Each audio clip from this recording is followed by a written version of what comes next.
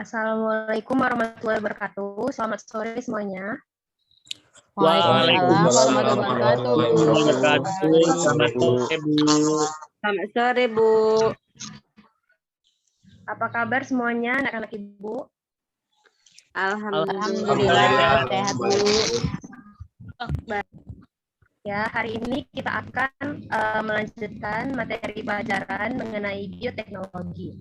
Nah, sebelum kita masuk dalam materi pembelajaran, alangkah baiknya kita berdoa terlebih dahulu ya. Silahkan ketua kelas pimpin doanya. Baik, Bu. Sebelum kita memulai pembelajaran kita pada hari ini, nanti sama-sama kita berdoa. Berdoa dimulai.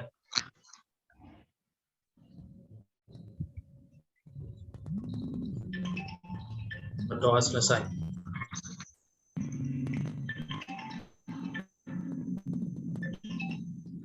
Nah, selanjutnya Ibu absen dulu ya.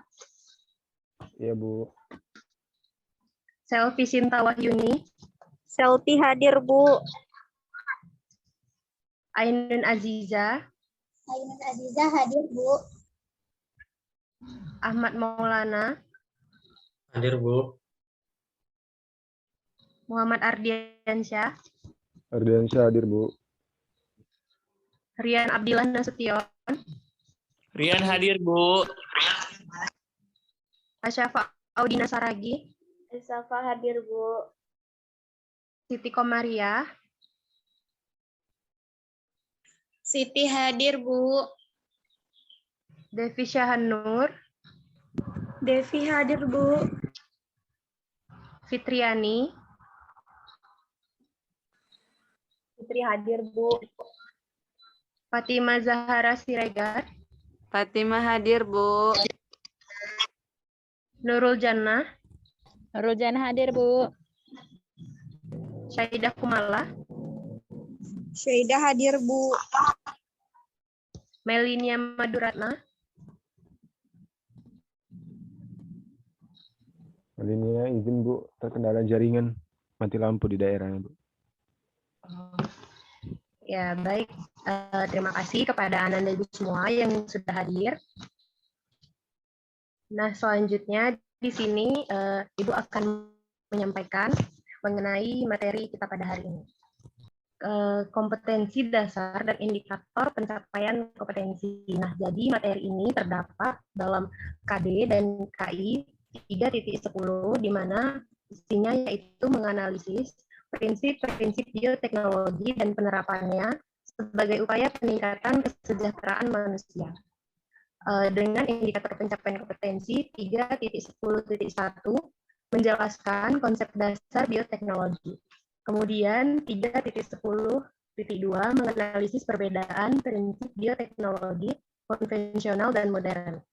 Selanjutnya kompetensi dasar 4.10 menyajikan laporan hasil percobaan penerapan prinsip-prinsip bioteknologi konvensional berdasarkan scientific method.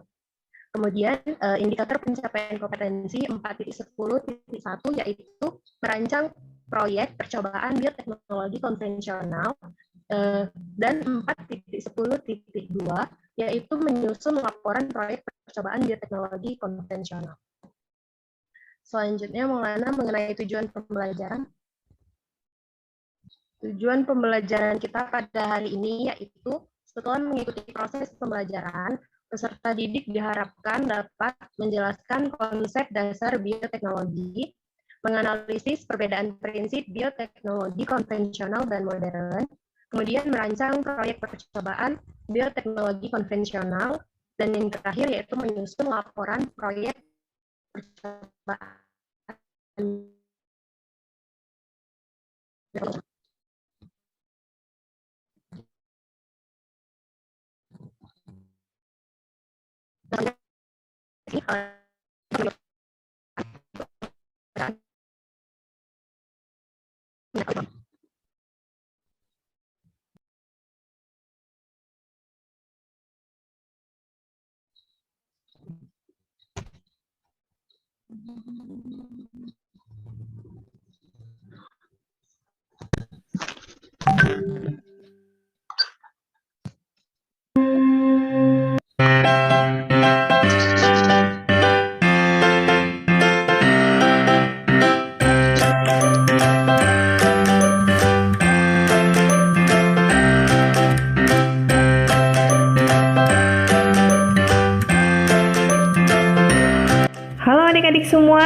Ketemu lagi dengan Kak Febri masih di channel pembelajaran Sigma Smart Study.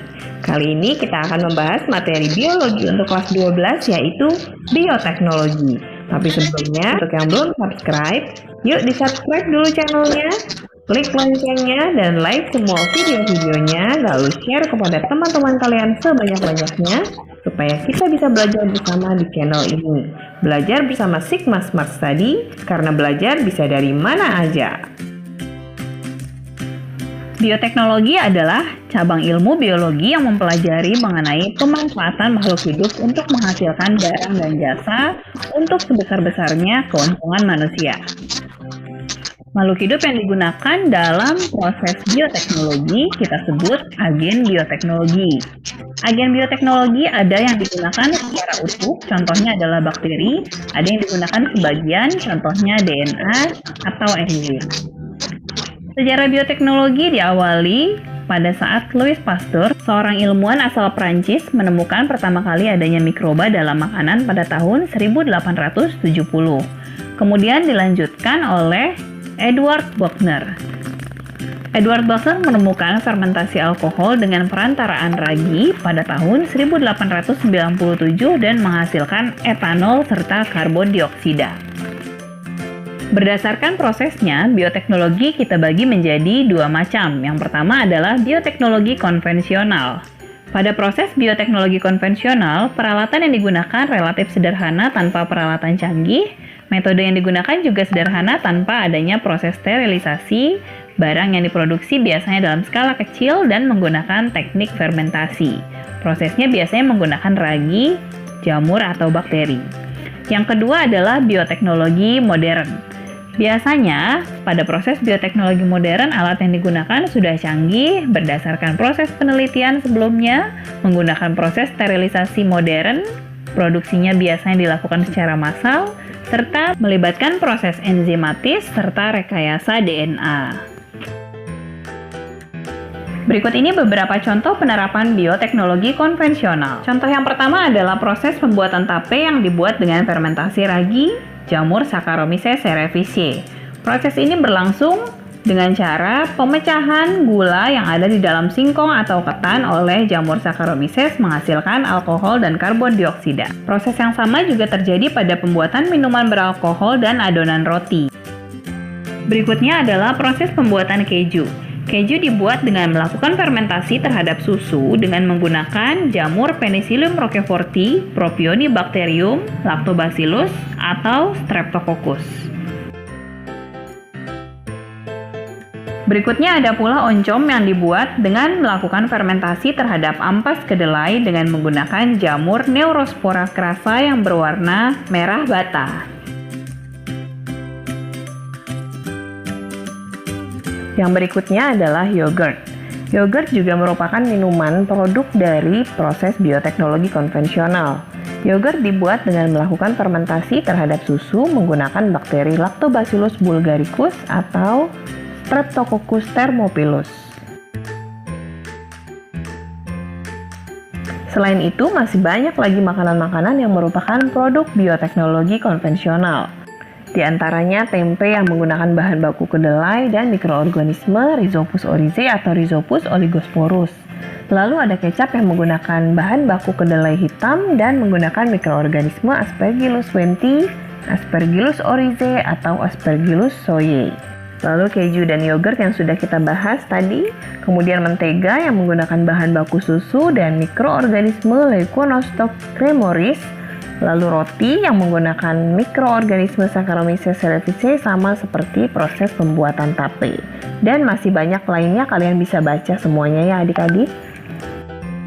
Selanjutnya, mari kita bahas mengenai bioteknologi modern. Bioteknologi modern yang pertama kita lihat penerapan pada bidang pertanian. Yang pertama adalah kultur jaringan, yaitu metode untuk memperbanyak tumbuhan yang biasanya adalah bibit unggul dengan memanfaatkan sifat totipotensi pada jaringan meristem. Kultur jaringan biasanya dilakukan dalam medium pertumbuhan yang steril. Contohnya biasanya kita bisa memperbanyak bibit unggul anggrek atau kelapa sawit. Nah, berikut ini adalah skema proses kultur jaringan. Diambil jaringannya, disteril, lalu ditumbuhkan dalam medium steril, lalu setelah tumbuh kalus, sampai tumbuh akar dipindahkan ke dalam pot tanah. Berikutnya, tanaman transgenik. Tanaman transgenik dibuat dengan memodifikasi DNA agar bersifat lebih unggul daripada bibit sebelumnya dan tentu saja tahan hama. Contoh tumbuhan yang biasanya dibuat menjadi tanaman transgenik adalah jagung, padi, dan gandum. Penerapan bioteknologi yang berikutnya adalah untuk bidang kesehatan. Contohnya adalah proses pembuatan antibiotik yang dihasilkan oleh beberapa mikroorganisme tertentu seperti Penicillium chrysogenum, Penicillium notatum, dan Streptomyces. Masih di bidang kesehatan, berikutnya cloning. Cloning adalah upaya untuk menggandakan makhluk hidup baru dengan cara menggabungkan inti sel somatik dengan sel telur yang intinya sudah dirusak atau sudah tidak berinti. Contoh cloning hasilnya adalah domba doli. Selanjutnya adalah proses pembuatan antibodi monoklonal. Antibodi monoklonal dibuat secara hibridoma, menggabungkan sel-sel kekebalan tubuh dengan sel kanker supaya sel kekebalan tubuh kita bisa membelah dengan sangat cepat dan menghasilkan sistem imun yang sangat banyak dan cepat untuk melawan penyakit. Berikutnya, kita juga bisa menghasilkan vaksin dengan metode rekayasa genetika. Proses pembuatan vaksin biasanya dilakukan dengan merekayasa DNA bakteri yang digabungkan dengan DNA virus yang ingin kita buat vaksinnya. Jadi, DNA virus yang ingin kita lawan digabungkan DNA-nya dengan DNA bakteri, lalu bakteri tersebut dibiakkan. Berikutnya adalah bayi tabung atau in vitro fertilization, yaitu usaha untuk mempertemukan sel telur dengan sel sperma di luar tubuh ibu, yaitu di dalam sebuah kultur steril. Sel telur dikeluarkan lalu dipertemukan dengan sel-sel sperma untuk menghasilkan zigot. Kemudian zigot atau embrio yang sudah berkembang dengan baik akan ditransfer kembali ke dalam rahim ibu. Bidang lain yang menggunakan bioteknologi adalah bidang peternakan. Contoh pemanfaatan bioteknologi dalam bidang peternakan adalah proses inseminasi buatan, yaitu metode menginjeksi.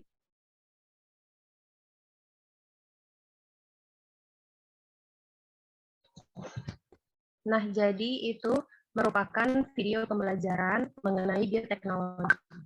Selanjutnya, Ibu akan membagikan LKPD, di mana nanti Ibu akan membagi kalian menjadi beberapa kelompok untuk mengerjakan LKPD ini. Sebentar Ibu bagikan dulu LKPD-nya ya. Ya, Bu.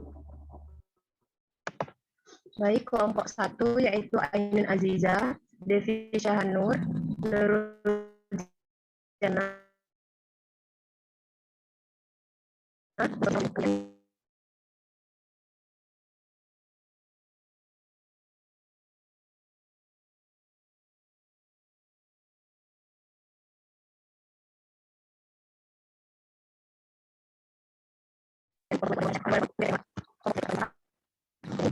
Maaf, suara Rian Ibu Abdillah, putus, Bu.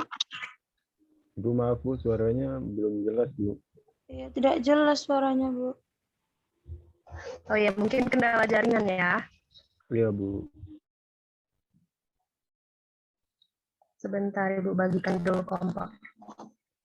Nah, kelompok 3 itu ada Fatimah Zahara, Fitriani, Rian Abdillah, Asyafa Audina.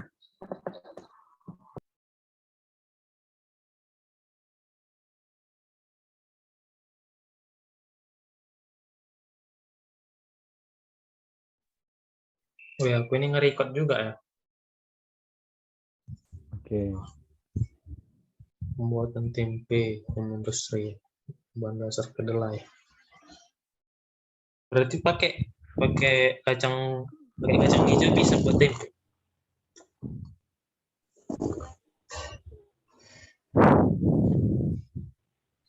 Lah. Kayaknya sih bisa, soalnya kan di sini yang di LKPD tadi kan kacang kedelai itu digunakan karena tadi kandungan gizinya itu tinggi gitu. Ya, kacang hijau kan juga tinggi kandungan gizinya kan. Mungkin bisa, soalnya kan yang dibutuhkan itu si jamur tadi, jamur Rhizopus oryzae tadi. Ya enggak? Karena kan fermentasi dari si jamurnya itu tadi. Yang penting dia masih dari jenis kacang-kacangan. Cuman ya cari dulu dari jurnal lah gitu kan. Iya. Cuman kan ide dulu. Nah. Kalau kandungan apanya, karbohidratnya lebih tinggi kacang hijau ya? Pokoknya dari kedelai.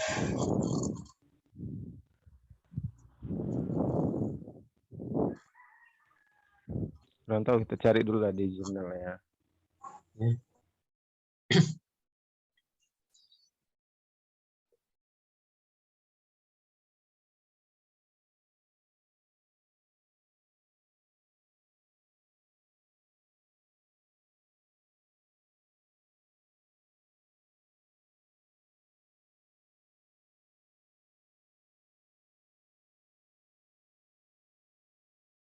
Di skip aja dulu, kita cari yang nomor 2, hipotesis dugaan sementara dari permasalahannya. Berarti proses pembuatan tempe menggunakan kacang hijau ya kan. Kemudian nomor 3, carilah keterangan yang berhubungan. Nomor 3 tadi soalnya. Nomor 3 apa soal Manfaatnya. Kalau cara pembuatannya hampir sama ya, sama lah. Cara Bedanya- pembuatannya sama, bedanya cuma Beda. di bahan dasar kacang itu Ya. tadi. Ya. Manfaatnya inilah yang kandungan kacang hijau tadi lah berarti. Coba di searching dulu. Jaringan Ardi tahu lah tadi putus-putus. Oke, bentar.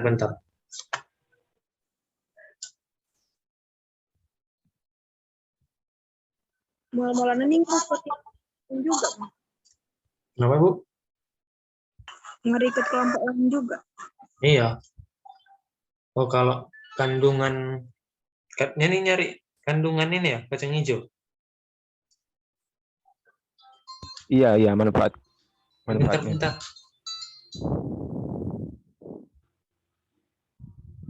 Kalau jenis kacang-kacangan dia lemaknya memang tinggi.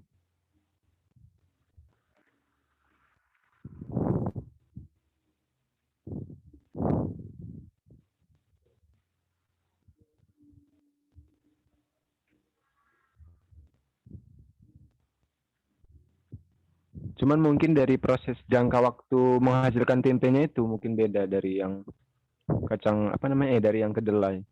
Karena kan beda bahan dasar. Selanjutnya, setelah kalian berdiskusi mengenai LKPD yang telah dikerjakan tadi, Ibu akan bertanya kepada masing-masing kelompok mengenai ide apa yang timbul setelah kalian mengerjakan LKPD tadi.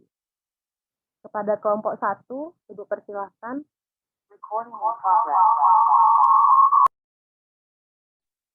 Baik Bu, izin Bu dari kelompok 1. Nah, setelah tadi berdiskusi sama teman-teman, jadi ide yang ditemukan untuk kelompok 1 yaitu bagaimana proses pembuatan tape dari pulut putih, Bu. Itu saja, Bu. Terima kasih.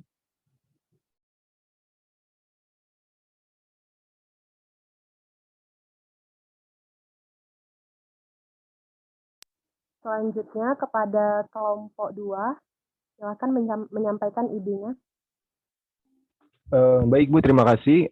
Setelah kami berdiskusi dengan teman-teman tadi di kelompok 2, bahwasanya kami menghasilkan ide yaitu proses pembuatan tempe dari kacang hijau. Hal ini berlatar belakang karena kacang hijau itu ternyata merupakan produksi kacang-kacangan yang lumayan terbesar di Indonesia dan juga menjadi inovasi baru karena masyarakat kan sekarang ini lebih banyak itu atau dominannya memang menggunakan membuat tempe dari berbahan dasar kacang kedelai. Nah, di sini kami ingin membuat ide yaitu pembuatan tempe dari kacang hijau karena kacang hijau itu bisa mengandung vitamin E dan juga antioksidannya itu tinggi sehingga nantinya bisa bermanfaat apabila memang dikonsumsi seperti itu Bu. Jadi itu saja ide yang kami sampaikan. Lebih dan kurangnya kami mohon maaf. Terima kasih Bu. Sekian Bu. Selanjutnya kepada kelompok 3, silakan menyampaikan idenya. Baik Bu, saya dari perwakilan dari kelompok 3. Nah, jadi dari hasil diskusi kami, ide yang kami terapkan itu yaitu proses pembuatan tempe dari kacang merah. Terima kasih kepada masing-masing kelompok yang telah menjelaskan idenya. Selanjutnya Ibu mau dengar dari kelompok 3 mengenai hasil LKPD yang telah dikerjakan tadi. Silakan kepada kelompok 3 untuk mempresentasikan hasil kerjanya.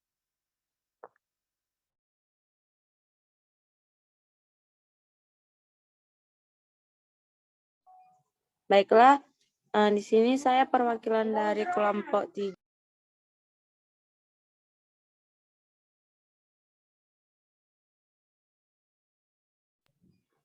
Nah, soal yang pertama yaitu setelah membaca dan memahami teks di atas, ide apa yang kalian dapat dan temukan dan kembangkan mengenai bioteknologi konvensional berdasarkan teks tersebut. Nah, di mana setelah kami berdiskusi, maka ide kami yang kami temukan mengenai penerapan bioteknologi konvensional tersebut yaitu proses pembuatan tempe dari kacang merah. Nah, selanjutnya coba buatlah rumusan hipotesis atau dugaan sementara dari permasalahan di atas. Nah, jadi rumusan hipotesis atau dugaan sementara dari permasalahan tersebut menurut kami yaitu proses pembuatan tempe dari kacang merah belum banyak dilakukan oleh masyarakat. Dan menurut kami ini adalah suatu inovasi untuk mengembangkan suatu usaha tempe tersebut, di mana proses pembuatan tempe kacang merah ini pun memiliki kesamaan dengan proses pembuatan tempe dari kacang kedelai. Nah, selanjutnya yang soal ketiga, yang dimana carilah keterangan-keterangan yang berhubungan dengan permasalahan tersebut dalam buku atau literatur lain sebagai bahan untuk memecahkan permasalahan tersebut. Bagaimana cara yang akan diterapkan dan apa saja manfaatnya. Nah, berdasarkan buku yang telah kami baca, proses pembuatan tempe kacang merah sama dengan proses pembuatan tempe pada kacang kedelai, di mana prosesnya meliputi perendaman, penggilingan, pencucian, perebusan, pendinginan, penambahan ragi, serta pengemasan, dan yang terakhir itu fermentasi. Nah, tahap yang sangat penting dalam proses pembuatan tempe yaitu perendaman, perebusan, dan fermentasi. Pada proses fermentasi, pembuatan tempe terjadi sebanyak 2 kali. Yang pertama pada saat perendaman kacang dan yang kedua terjadi pada saat pemberian ragi dan pengemasan. Nah, manfaat dari tempe kacang merah ini yaitu sangat banyak. Karena tempe mengandung lemak, protein, mineral, dan asam filtrat, karbohidrat, dan vitamin B12 dan sebagai antioksidan seperti isoflavon yang menguntungkan bagi tubuh. Nah, soal nomor 4 yang dimana kesimpulan dari pengamatan yang telah dilakukan. Dari penelitian kami, maka dapat disimpulkan bahwa tempe adalah makanan tradisional di Indonesia, yang dimana tempe ini merupakan salah satu contoh penerapan dari bioteknologi konvensional. Nah, tempe juga diartikan sebagai produk makanan yang dihasilkan melalui proses fermentasi dengan menggunakan ragi sebagai bahannya, yang dimana proses pembuatan tempe kacang kedelai dengan tempe kacang merah cenderung sama. Nah, adapun proses yang dilakukan, yang pertama perendaman, penggilingan, pencucian, perebusan, pendinginan, peragian, dan pengemasan serta fermentasi. Nah, manfaat dari tempe kacang merah yaitu mengandung lemak, protein, mineral, asam filtrat, dan vitamin B12 dan sebagai antioksidan seperti isoflavon yang menguntungkan bagi tubuh. Baik, hanya itu yang bisa saya sampaikan. Saya kembalikan kepada Ibu.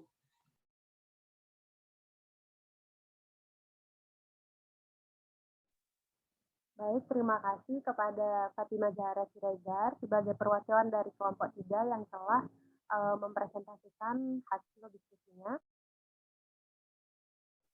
Selanjutnya, di sini Ibu akan menyampaikan kesimpulan dari hasil belajar kita pada hari ini. Nah, jadi bioteknologi seperti yang telah kita ketahui itu adalah cabang ilmu yang mempelajari proses pembuatan produk dengan menggunakan mikroorganisme. Nah, bioteknologi ini sendiri terbagi menjadi 2, yaitu bioteknologi konvensional atau tradisional dan bioteknologi modern.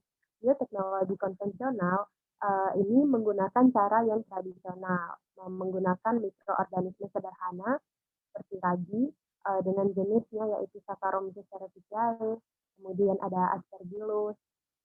Selanjutnya, bioteknologi konvensional ini menghasilkan produk seperti tempe, tape, kecap, yogurt, dan lain-lain.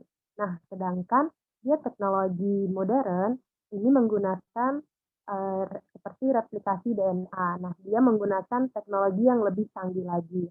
Contohnya yaitu seperti pembuatan proses bayi tabung, kemudian ada pembuatan vaksin. Nah, seperti itu.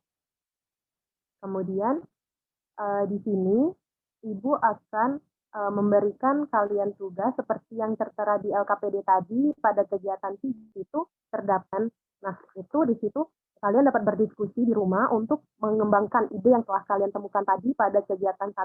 Nah, jadi pada kegiatan 2 di LKPD tadi itu kalian kerjakan secara berkelompok dengan mengembangkan ide yang telah kalian temukan tadi. Misalnya kepada kelompok 1 tadi kan sate pulut putih tadi ya.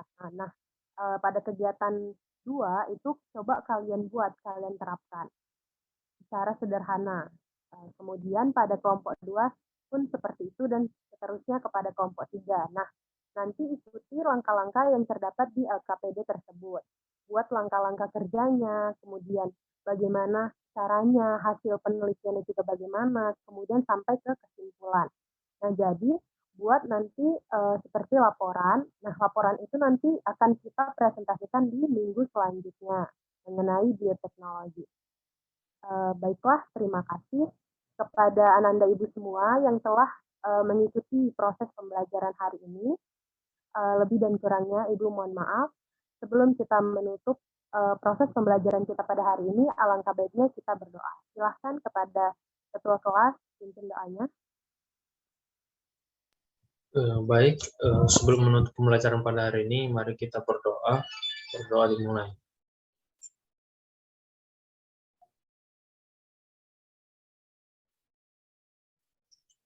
Berdoa selesai.